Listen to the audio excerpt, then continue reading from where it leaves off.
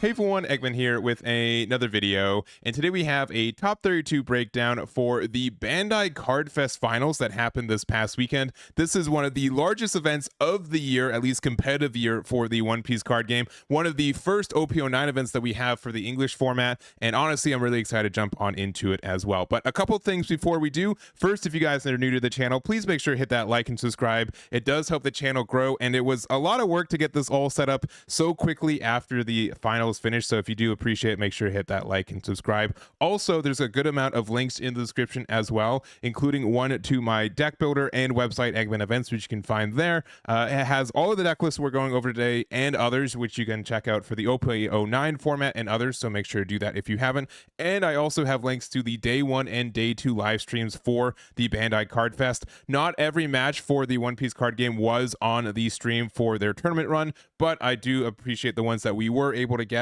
And I do want to shout out our commentators of Doa, as well as Steven and Chris. So thank you guys so much for providing that as well. And I do recommend checking it out if you guys haven't already. But obviously there will be a couple spoilers in this video if you guys haven't seen that already. So let's just jump on into it though. Of the top 32, we did have 11 Doflamingos, 4 of the purple Luffy, 4 of the ST13 Luffy, 4 Shanks, 3 Teach, 3 Lucci, as well as 3 Bonney. And then also, I don't have the full top 32, but they did provide this top 16 graphic, so if you guys are curious what people ran into and what they look like, you can find that out right here. I also will say that we have Daniel here. He was our top seed in the Swiss format, so he went undefeated day 1 and ended up with a top 8. We'll go over his deck list a little bit later as well. And for a little bit of extra information, there was a 483 player, so just shy of 512, 9 rounds of Swiss best of 1 into a top 32 best of 3. And another thing too, I do kind of mention before we jump on into the deck list themselves, I did make a bit of a prediction tier list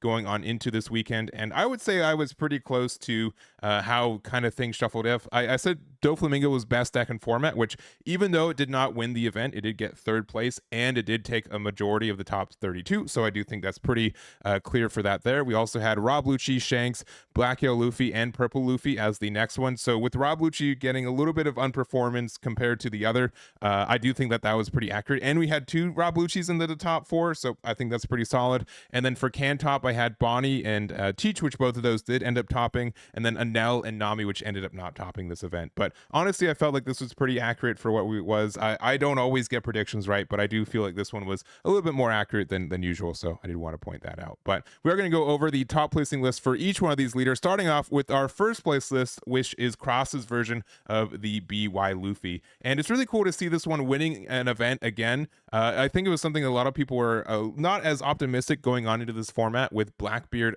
initially, and Blackbeard did get a little bit more of a representation for this event compared to where it was at the beginning of OP09, but I do think that this is still a really strong deck, and I'm going to expect more and more people to kind of go back to it as this format develops as well. So I'm going to just jump through a little bit of it. You guys probably know what this deck looks like, and also you can make sure to check out Cross on his YouTube. He will likely make a video that's going to go way over this deck more than I can do, but I do want to just do a little bit of a surface level. So biggest thing that I've noticed for one in this format, a lot of people are playing Raigo or Kingdom Come. 2 or 3 copies are what I normally see for it compared to where it wasn't run at all in OP08. So that's something that I've been seeing a lot, and I do think helped a lot of his matchups as well. And then something else is that there's a little more blockers than usual for this build. So we have 1 copy of Emporio, which can be helpful for setting up against something like Shanks, which lets you be like a blocker with like a 7k leader with an extra life. That kind of thing I think is invaluable for that matchup if they have the Goldie Roger. And then also the Sheer Hoshi, which kind of plays as both an Ice Age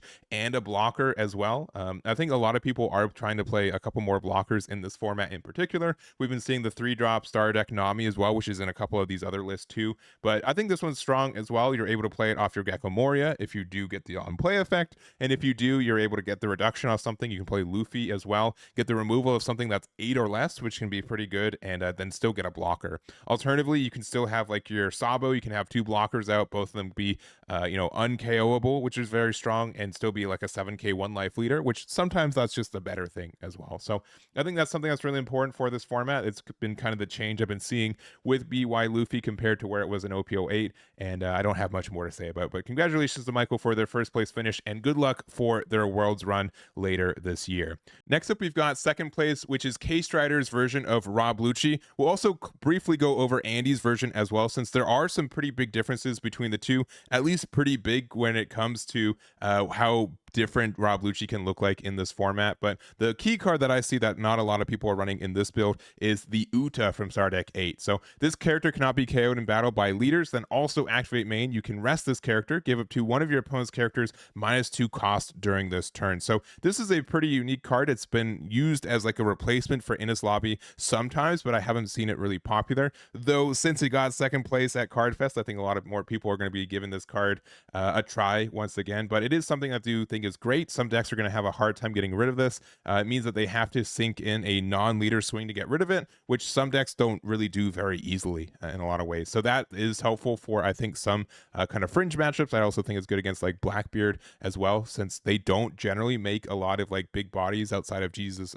Burgess. And because of that, like kind of like that just sits on board for a lot of it, which I think is interesting.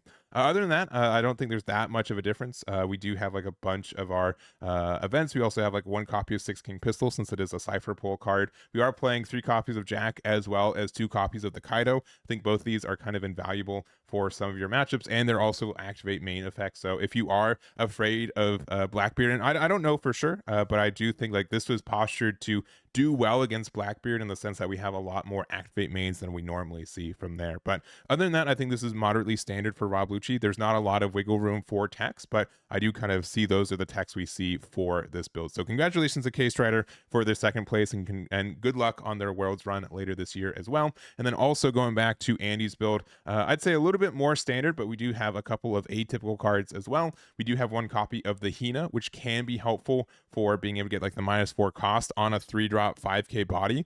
So being able to play this off Rebecca and also get the removal of something is really nice.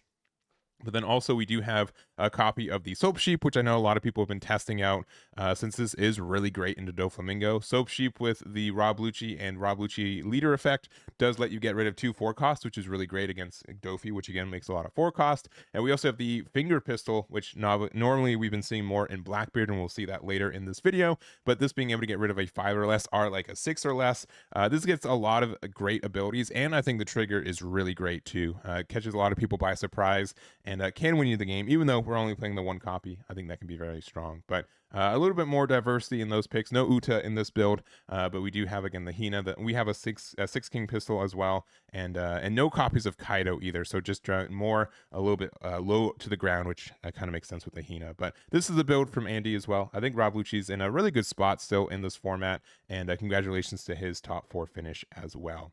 And then moving on to 3rd place, we've got Jonas's version of Donquixote Doflamingo, and big congratulations to Yonas. I know he's been working really hard on this, and a 3rd place finish is fantastic. He got 3rd place in Swiss as well as the top cut, so I do think that is a little bit funny as well. I don't have a lot to say about Doflamingo though. You have 10 other builds you can look at as well. One thing though I did notice, and you'll notice in this one, is that there's no Jozu in this build. The 6 cost that bounces a 6 or less after you bounce one of your cards back to your hand.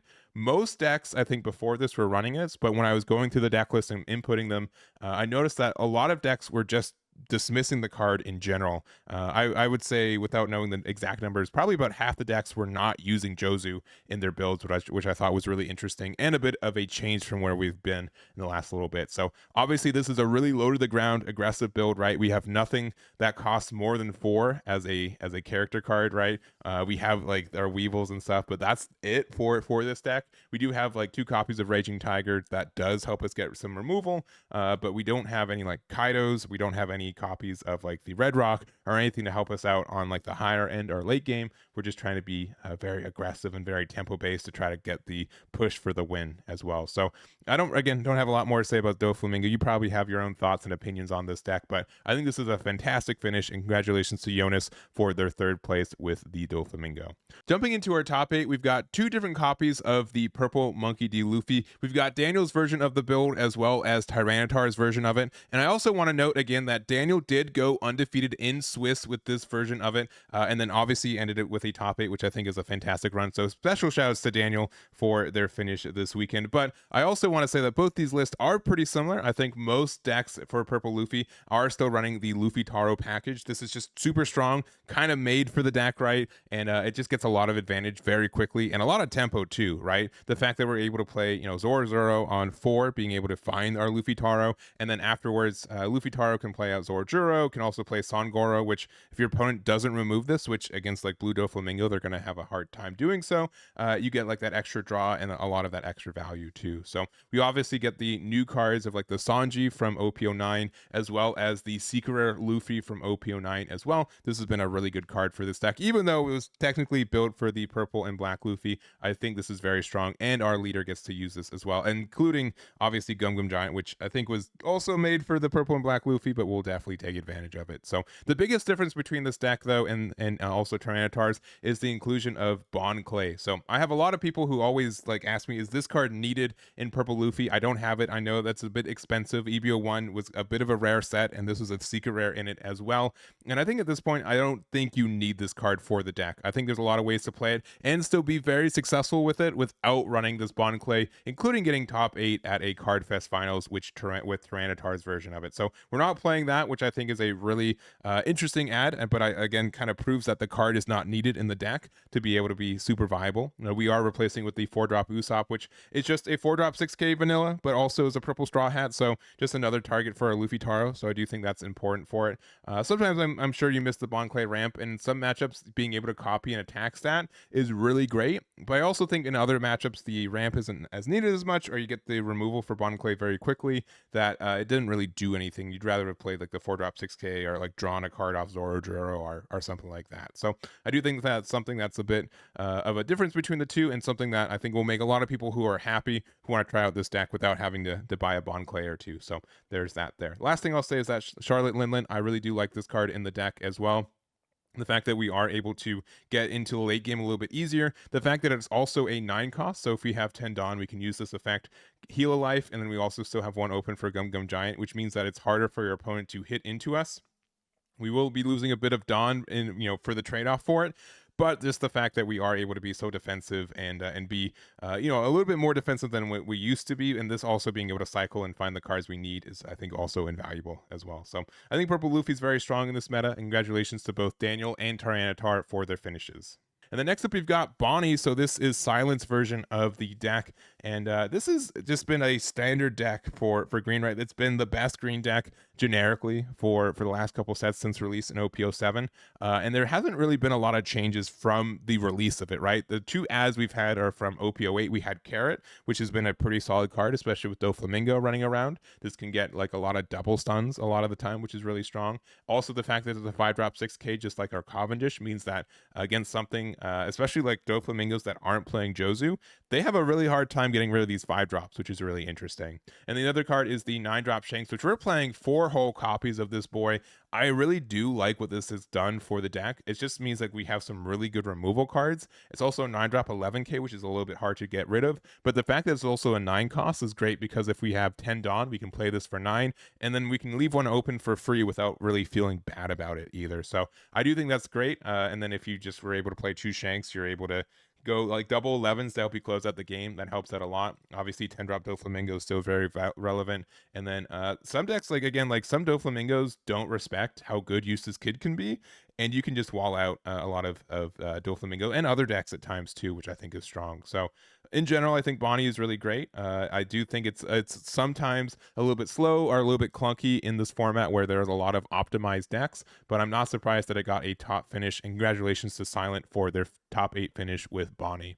And we've got 2 top 16 lists. We've got Shiharu's version of the Marshall.D.Teach, and something that's really interesting to me is, you know, our first couple weeks, I think Teach had a bit of a like low showing from it, and more people are adapting on how to play it, and you can kind of tell that because the builds that we've been seeing from Teach, they're not changing a lot, right? There's not a lot of wiggle room for text in the first place, and the builds that people are using are generically the same that they've been for the last little bit. So I do think that is interesting. If you guys are interested in Teach though, I highly recommend checking all the lists that were put in the top 32. for this one because there are some differences for it. But I will say, like, this is probably one of the most standard builds for it, right? I think the biggest kind of tech card is the Tempest Kick. This is a great card for us late game because it does let us get a cost reduction and we don't like lose the card in hand. We don't have like a lot of like neutral cycle outside of like being able to use like Lafayette late game, or if they try to get rid of your Doc Q or Von Augur, which I think most people aren't KOing these at this point. Maybe Von Augur if it's putting a lot of pressure on, but I think most people just say like if Doc Q hits the board, I'm probably leaving it there, or at least I'm not KOing it if it does stay there. But other than that, I do think this is really standard. There were some builds. I think one of the builds did not play the stage, which was really interesting, but I don't think it's as necessary as some people have been making it for it. And then we are running a lot of removal with 4 copies of the Finger Pistol, as well as 3 copies of Black Hole as well. So honestly, I don't think this deck is, or at least this leader and this archetype in general, is not very deck build centric. I think a lot of them are going to be very centralized, but it's a lot more of being able to play into the meta, knowing how to play your deck.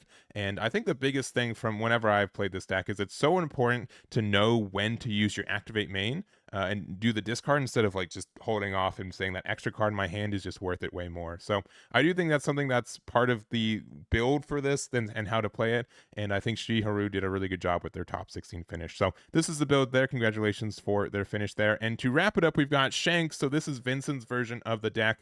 And Shanks has been doing pretty good in the early weeks of this, but me and I think a lot of other people are saying like as we get later into this format, I think more and more people will find the range of what Shanks is able to do, as well as just get a little bit better into it, right? The fact that it has such a defensive kind of like 6K defensive leader sometimes, right, means that some people kind of do some bad swings or just do the math wrong to get the peak optimization for it, which Shanks can get a lot of value throughout a game. But when more and more people kind of respect and know the best way to answer Shanks, there will be these scenarios where you will just kind of run out of gas, or they can kind of starve you out of value, and that's where you kind of crumble apart as well. So I do think for a build like this is pretty standard for a non-Red Hawk build. We are technically playing 1 copy of it, but it's not something that I think I would call like a Red Hawk version of it, more of just a tech. And I think like also this is pretty brilliant if you did get to top 32. You just always leave your 2 Dawn open at the early game. Just the fact that you run a copy of it means that if your opponent knows for sure that it's in your deck, it means that they have to play around it. If they have to think about playing around it, right? So even if you have it or not, right, the fact that they absolutely know that there's one in your deck somewhere does make a bit of a difference, which I think is really interesting. Other than that, we are playing the 1-drop Uta, which I think this is a bit of a decision card. Not everyone plays this card, but it does help our consistency in finding our 10-drop Shanks on curve, which I do like hitting this card on curve, as most other Shanks players would. And then we are playing a little bit more extra removal. Not only are we playing the 7-drop Beckman as well as the 8-drop Silvers, but we're also playing the 7-drop Edward Newgate, which this was a bit of a decision point from my deck building that I've seen, but this does mean like if we're playing against Doflamingo specifically, this is such a good card against them, right? We can't remove it with a Raging Tiger. This gets rid of a 4-drop every turn, outside of like any 6Ks, but being able to get rid of a 5K body every turn is fantastic. And if we have any additional removal, for example, if we have like Yasop, we played this on turn 5. We play Newgate on 7. We use the Newgate effect to put the Dawn underneath this. We get the attack with the Yasop to get rid of or make a 6K a 5K, and we get the pop with the Newgate afterwards. So I think that's a really good combo for the deck too, and I'm sure that came up quite a few times for this deck in general. But I don't know. I've kind of met a bit of a middle ground with Shanks at the beginning of the format. I really thought I was going to like it, and then I really did not like it, and I've kind of made it kind of in the middle. The biggest issue though has always been like it doesn't have a lot of consistency tools. So if you see your top end, you're in a really good spot, and if you don't, you're in a bit of a bad spot.